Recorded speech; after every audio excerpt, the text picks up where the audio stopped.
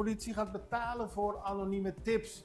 Dat gebeurde misschien in het verleden wel eens, maar nu is er echt een actie ingevoerd waarbij de politie vanaf juni 2026, vanaf 1 juni, iedere burger die informatie geeft over illegale vuurwapens, daadwerkelijk gaat betalen als die vuurwapens ook worden in beslag genomen. Het heeft allemaal te maken met de eerste actie, waarbij eerder dit jaar mensen werden opgeroepen een wapen in te leveren.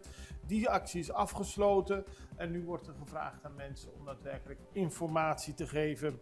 En om wat prijzen te geven, het is 1000 gulden kun je krijgen als tipgeld voor een semi-automatisch wapen en 300 voor extra wapens binnen dezelfde tip.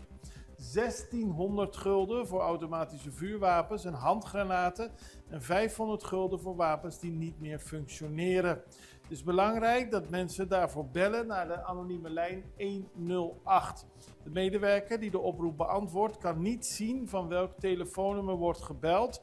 Op instructie van de medewerker geef je vervolgens een code door die alleen jij kent. Want uiteindelijk, als het wapen daadwerkelijk wordt in beslag genomen, kan de politie geen contact met je opnemen. Dus moet je daadwerkelijk dat zelf doen en die code geven. Dus voor mensen die tips willen geven en op die manier willen voorkomen dat er minder wapens, die willen voorkomen dat wapens op straat zijn en die willen voorkomen dat mensen met illegale wapens slachtoffers maken. Voor die mensen, die kunnen naar de politie bellen 108 en tips doorgeven over illegale wapens op Curaçao vanaf 1 juni.